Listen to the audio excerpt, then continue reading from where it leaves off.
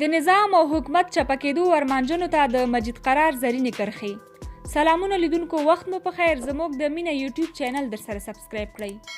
مجید قرار لیکي سمه ده چې هماغه دوستم دی، هماغه شمال دی، هماغه بغاوت دی، هماغه پاکستان دی او هماغه د روسانو او ایرانیانو سپي دي، خو هماغه ملت نه دی.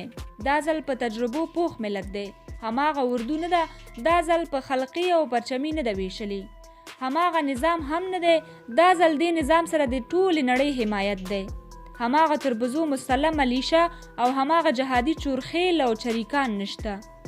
رذالت، فساد، ناروغي او تکلیف هماغه دی، خو درمل، وقایه او بدن هماغه نه دی.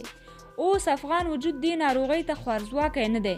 اوس پهلوان دی، مټور دی او زرګونه قدرونه لري. په ټوله نړۍ کې ریښې او لایې لري. د ملت ملاتړ لري، دیموکراتیک بنسټونه لري.